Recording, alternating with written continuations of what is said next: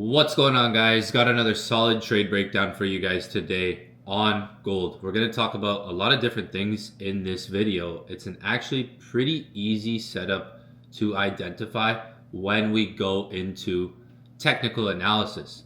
The point of this video is to help you guys identify setups like this, what I'm looking at in terms of technical analysis, but we're going to talk about the experience of this trade in this video when we were looking for gold buys around 49.75, 49.70 area, which is one of those prices we like to look at, one of those 25s, 50s, 75s, one of those whole numbers that matter. This was a perfect trade, but there was a moment inside of it that wasn't so perfect, a moment that might have looked bad while holding the trade. And this is where I kind of want to talk about some experience with trading from over 11 years now in the markets that I've been trading through. Something you guys are going to be able to relate to in this video and something that you're going to be able to reflect from. I have screenshot by screenshot, every single kind of screenshot here, because this is one of those trades that was kind of going in and out of profit before it actually took off. So at one moment, the trade actually looked bad, and what a lot of people saw as a failing trade actually turned into what's called a liquidity grab. And we're going to get into that on this video, but let's break down the technical analysis of this trade real quick, and then we're going to talk about the liquidity grab and the experience with this trade and everything else. So let's talk about the technicals of this setup first, why I was looking for buys, where I was looking for buys on gold, and then we're going to get into the psychology and the liquidity lesson with this trade. So gold was coming down a lot of pips. It pretty much almost tapped 5,050, you can see here, and we made this strong move down, big enough move to potentially anticipate a reversal. So the signal was coming at 49.70, 49.75 area, like I mentioned, using one of those key price levels to identify a potential area zone where the market could maybe react and trigger. You can also see to the left here some resistance when we're looking at more of like the technicals that go into what I was seeing with this setup. Price was coming back to a pretty strong breakout area. Really, when you look at it, there's a lot of like cluster here in price. Even if I grab the rectangle tool and I kind of just like grab this whole area, there's a lot of like price cluster, there's a lot of resistance, even a nice breakout right here, right, that price makes, pushing up, and then comes right back and actually taps that same price. Now, that's not where I caught the trade. I actually caught the trade right here. So I'm going to show you what the trade looked like at the finish. This is at one point what this trade looked like. It went hundreds of pips in profit. This thing kept going up even more, all the way to like $5,030. But you can see the entry zone here. Looks great, right? It looks amazing. It looks like a perfect trade, right? But notice one thing there. There's this big wick, right, that forms in the market. So it's like, oh, it looks like a perfect trade when you kind of just look at it from hindsight here. But then when you look at this, for example, that long wick there, right, that the market forms. So I was waiting for the pullback. Price came into my area, right? I saw some rejection candlesticks and I entered. Then maybe 30 minutes to an hour later, boom, sharp move against me. And this is kind of where people panic. And this is where lots of people were looking at this like this is a setup that's going to potentially fail. But the sharp move that happened against me actually confirmed my bias. And this is kind of where most traders panic, maybe close early, close instantly, or flip their bias. They might turn bearish, because if we zoom in here, look at this wick that the market formed. So I'm in the trade over here. It went in and out of profit. And then boom, random, let's call it a random wick, right? But that move was a liquidity sweep. That same move that looked like it invalidated the setup actually confirmed it. And this is why I ended up holding the trade.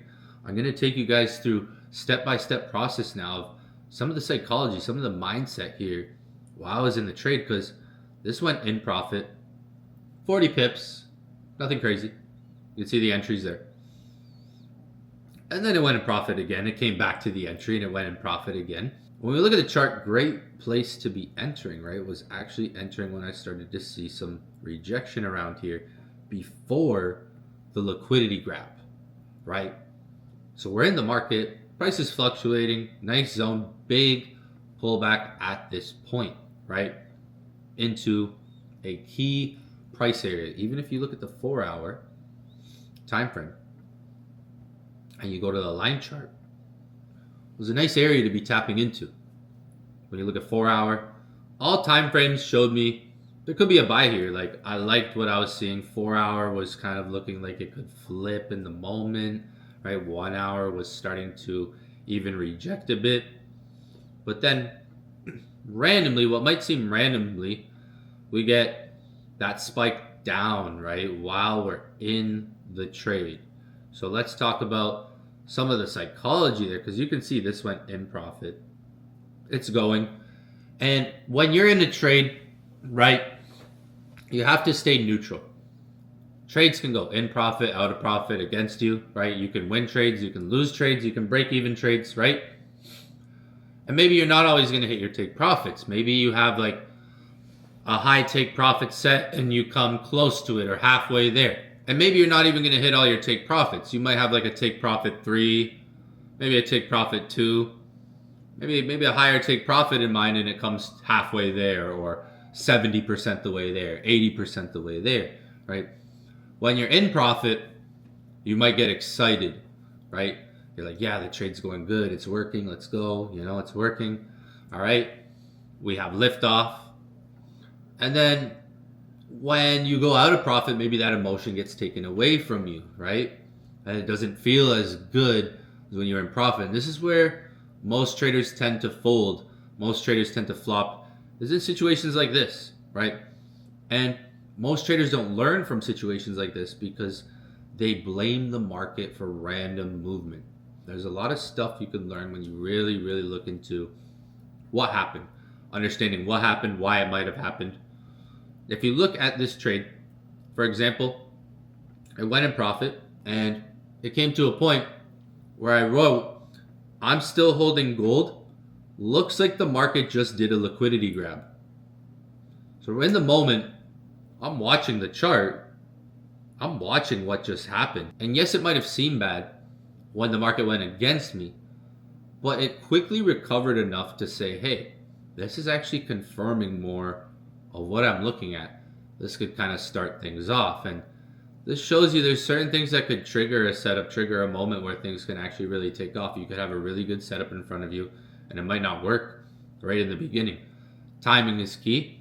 You're not always going to time things perfectly, but positioning yourself in the right territories for entry is key. Learning how to position yourself, what to wait for, is very, very key.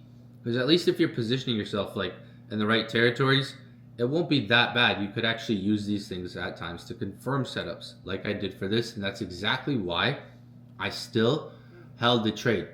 In a moment where most traders might freak out and say, oh my gosh, it's going against me. And then it comes back, maybe close it out. I use that because it, one, happened quick enough. So one, that happened quick enough for the market and for me to react like that and say, I'm actually going to hold this. That actually gave me more of a reason to hold my trade and say, yo, now it's confirming things. Because that actually started the move up all the way back above $5,000 right there for that buy. So positioning yourself in good locations, decent locations is key. Anything can happen. You know you're taking a bad trade if you just enter the market like on this candle as it's dropping and it just completely goes down and it never comes back. Like if it just goes down, it's like, damn, that was a bad trade. What is a bad trade and what is a good trade to me? A bad trade is something I can look back and be like, yo, like why did I even take that trade there? I shouldn't even bought there. That would be like if I bought on this candle or maybe buying it here, right? before it comes down to basically like this key area you can see that I have marked here, right?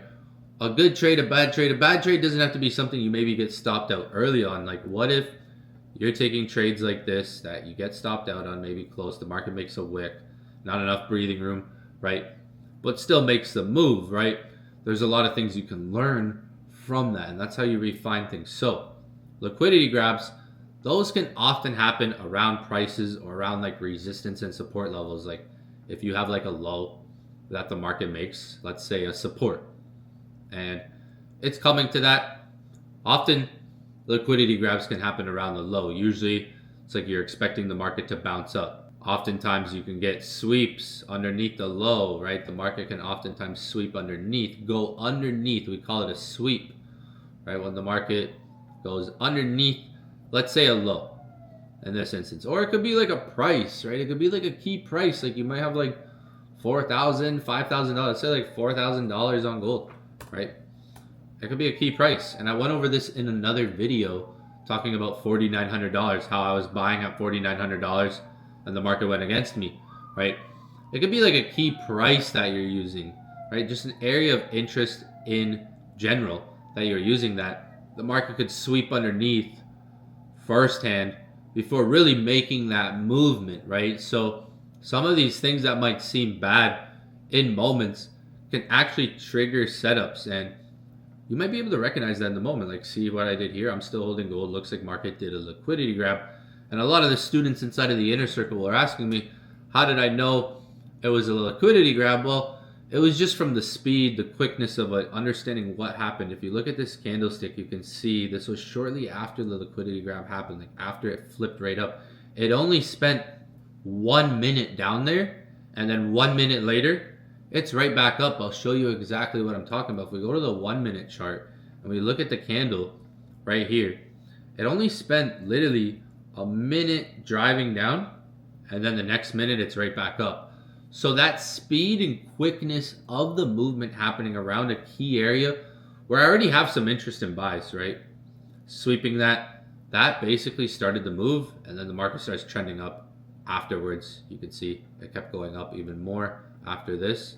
I think it went up to 5,030 before it reversed. And this trade breakdown is very similar to another trade breakdown that I just did for you guys, where I talked about, again, the experience and the psychology, execution behind the trade, and when you're even in trades. That was a different experience. That was when I was buying over here at $4,900. So let's kind of combine those two trades together right now real quick and show you what I'm talking about when I mean there's sort of like a similarity happening in behavior here, right? This trade, not as extreme. I would say this is maybe a little bit more mild. You can see there's a long wick there that forms. That actually ends up turning into a liquidity grab that starts the movement. Let's talk about that $4,900 trade and relate it to this right here. Again, was taking buys. What really happened there? You have that super long wick. I would say way more extreme, but it does pretty much the same thing. Creates that movement, starts the movement.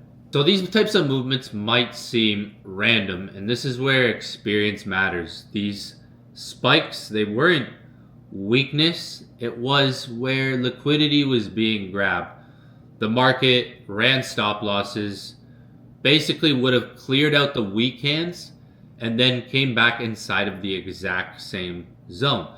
So at times, what might seem like a bad move can actually be the confirmation on your trades. If you guys didn't see any of the other trade breakdown videos that I've posted recently, make sure you guys check them out so you can get a better understanding of some of these setups and some of the things that I'm talking about on this video. And you can see the similarities behind the trades. It's not a lot of different things. It's a lot of repetitive different things and just different experiences. All right.